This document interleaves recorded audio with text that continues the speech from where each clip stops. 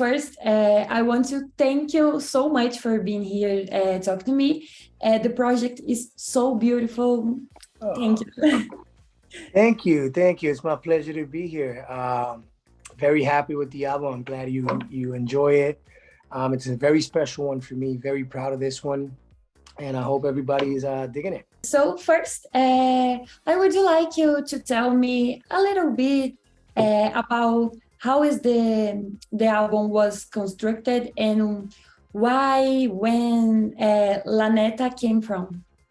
Well, La Neta means truth. It's a very common phrase from Mexico, and I feel like all of our regional slangs are becoming more universal every day. There's phrases from Puerto Rico that a lot of people use. There's phrases from Mexico that a lot of people use from different countries. And I just love a phrase that embodies absolute truth and of something of weight.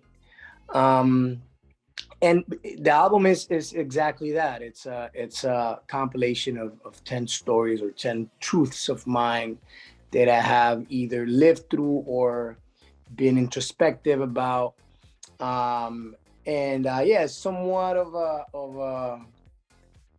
release of a catharsis. It's been, the process has been like that for me, always with an intention of trying to find the common denominators of our human condition. You know, I feel like whatever I go through, we all go through in different capacities and realities, but there's, you know, a general reflection of all of us in each song that I put in here. What La Neta has different than your other projects? What what does this album represent to your career? I mean, I feel this album and the creative process for it comes at a moment in my life in which I feel a lot more settled, more mature, more in touch with myself. Also, the pandemic took me up and down and all around, you know, like it ended relationships, it began relationships, it had me thinking about how frail life is. And we saw death right in front of us. We felt alone. We felt, you know, distanced, and all of that, you know, takes us through self-exploration. So I would begin by saying that musically, I feel like I took some risks as well, kind of freshening the music side a little bit. But rather than presenting something new, I feel like I'm just reconnecting with a side of myself that I hadn't put in the forefront. And that happens because of this amazing relationship I have with my 17-year-old kid who shows me music and I show him music. And funny enough, the kind of music he listens to is heavily influenced by 90s alternative music. And that's what I used to listen to when I was a 17-year-old. So it became a real clear path for me to walk on. It was very genuine. It made sense.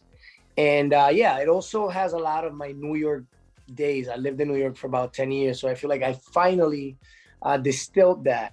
And it's been a very fun album to produce, you know, very honest, we didn't write 50 songs to pick the best 20.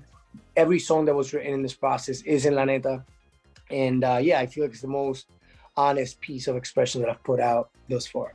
How has the public received this new album? Amazingly, I'm very grateful that it's, you know, living up to expectations and surpassing them, I would say. I don't think people expected this kind of production out. I'm very happy. I've gotten great affirmations and compliments from people that I love, that I respect, that I admire. And my main intention, I'm already seeing it, which is these songs, you know, accompanying people in their processes and hopefully giving them something to reflect upon and expressions that they can see themselves in. I think that's it. Congratulations. The album is really, really, really beautiful. I love it. And thank you for talking to me. My pleasure, Rita. This was great. Thank you.